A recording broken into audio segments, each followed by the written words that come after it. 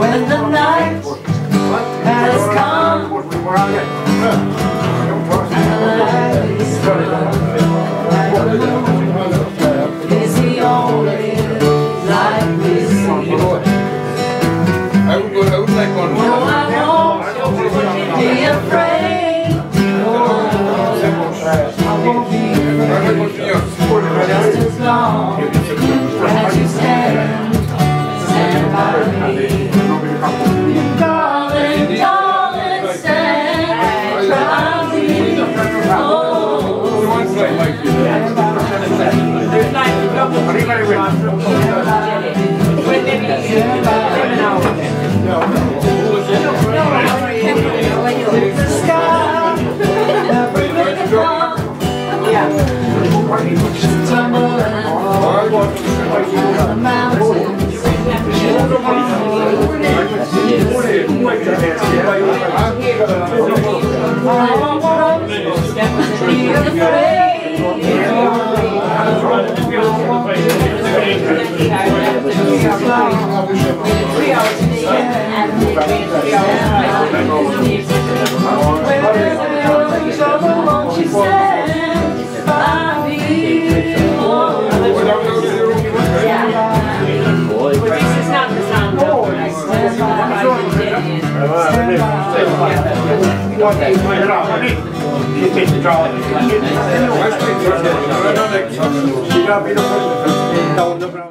Volám sa Tomáš, som z Banskej Bystrice a žijem v Írsku.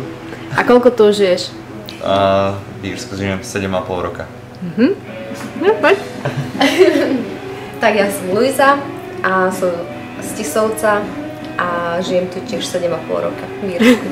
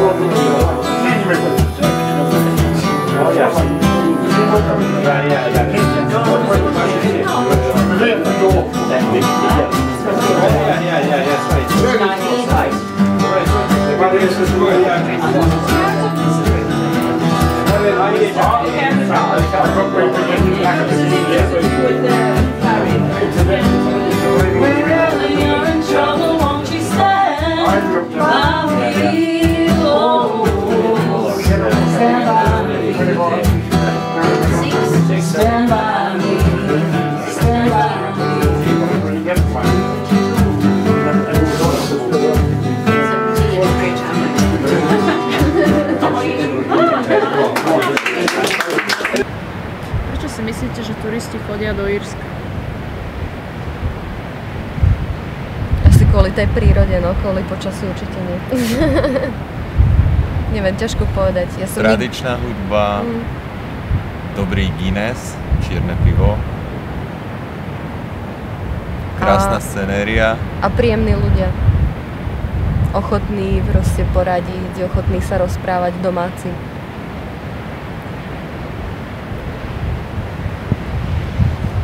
No, tuto máme akurát úžasnú scenériu z tohto miesta. A to často tu človek zažije takto, ako je teraz, že proste tu môže v pohode sedieť nejaký čas, alebo sa to tak rýchlo mení, že sem dojdete na 10 minút a už zase prší? Ja som si na ten dážď zvykol. Dážď je súčasťou Írska, vôbec ho nejak, keď prší, tak prší. Človek sa musí na to nejak povzniesť, netreba sa nejak z toho stresovať, že prší, tak budem sedieť doma. Prší, tak idem von, zoberiem si bundu, ktorá mi nepremokne a je to OK. Takže tuto sedíte aj keď prší, hej? Väčšinou semka chodívame, keď už sem ideme, tak si vždycky pozrieme, aké ide byť počasie. Buď nejaké tie predpovede, čo mám cez internet, alebo proste vystrčím hlavu z domu a vidím, ako to vyzerá na horizonte, že či sú tam nejaké oblaky alebo nie. A... Sú tu krásne západy slnka každopádne. Takže toto ma zaujíma normálne, že keď surfujete, dokážete stretnúť delfína? No, niekedy, keď má náladu. A on normálne príde až k vám? No, niekedy máš problém pádlovať, lebo je tak blízko tvojej dosky, že neponoríš ruku do vody, lebo chce zjazdiť práve tú vlnu, na ktorú chceš ísť ty. Niekedy sa to stane. Akože zjazdiť tú vlnu? Tak lebo delfín sa tiež rád zabáva, tiež rád pláva a tiež rád pláva vo vlnách, takže niekedy, keď sú dobré vlny, tak ten delfín sa v nich zabáva, pláva, surfuje. A ako často sa ti darí surfovať popri práci v čajovni? Často. Často.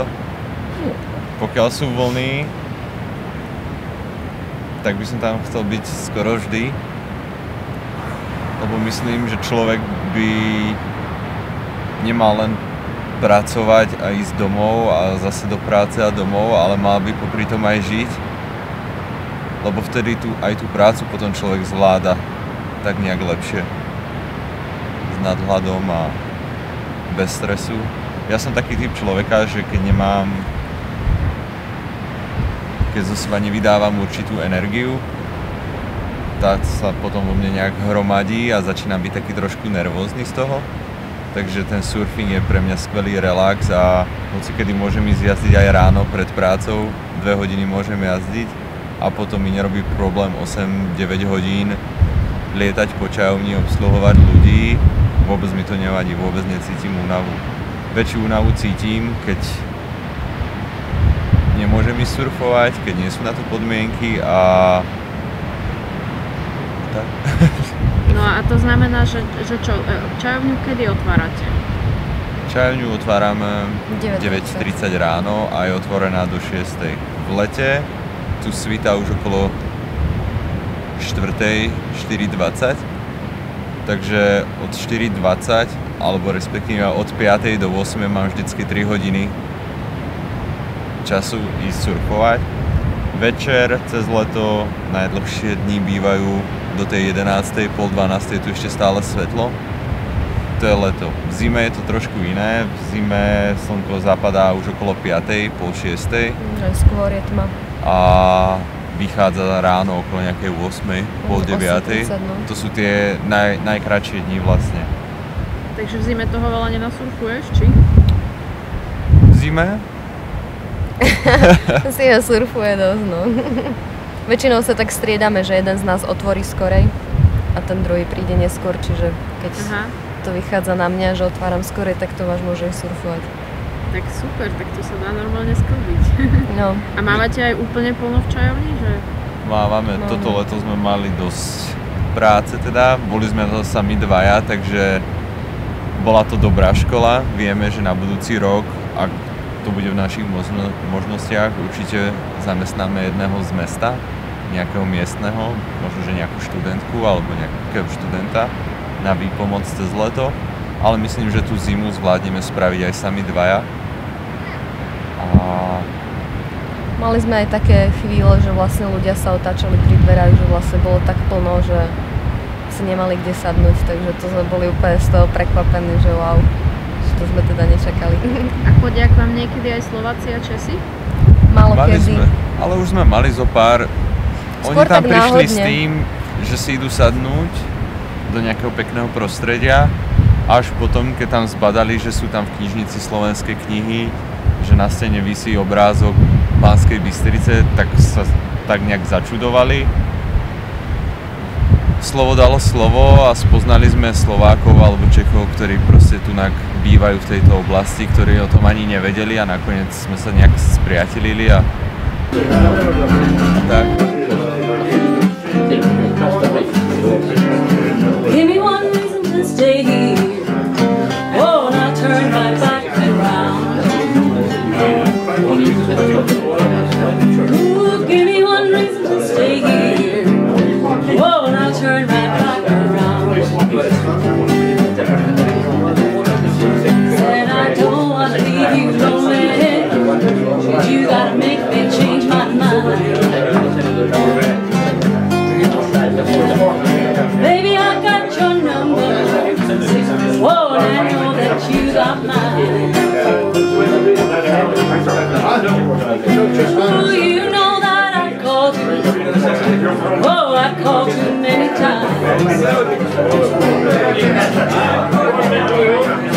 Call me, babe.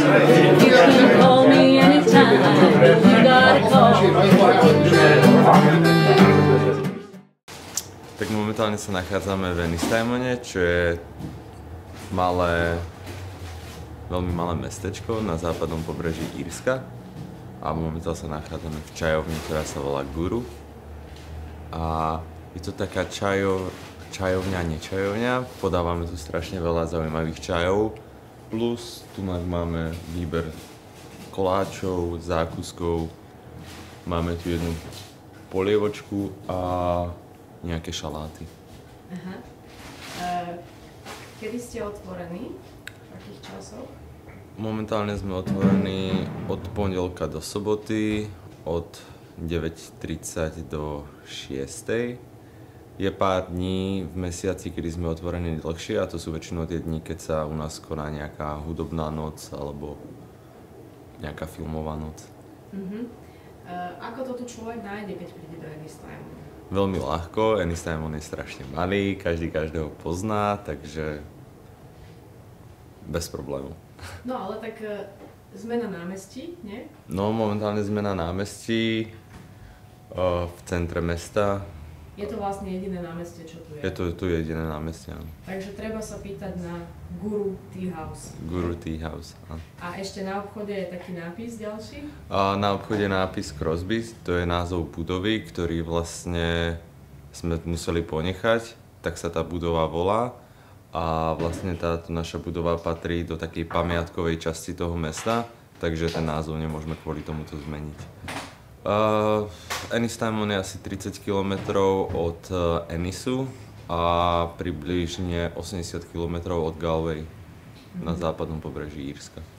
Alebo ešte z Limericu sa tam dá ísť, že? Z Limericu je to tiež približne 80-85 km. Čajovňa je priamo v centre mesta a chodí sem veľa turistov, takže v podstate fungujeme aj ako také informačné centrum, že sa snažíme ľuďom, keď sa nás pýtajú kam ísť, kde sa dá čo vidieť, tak sa vždycky snažíme nejak vyhovieť a poradiť im, že kde nájdu nejaké dobré ubytovanie, kde sa dá dobre nájsť a práve preto máme také vzťahy s tými miestnymi biznismi, ktoré nám sem dosia vlastne ich biznis karty alebo nejaké plagátiky a nejaké pútače a máme tu vyložené, každý, kto chce si to môže zobrať, zavolať si a Čo je tu také najzaujímavejšie z tých plagátikov, čo by si povedal napríklad?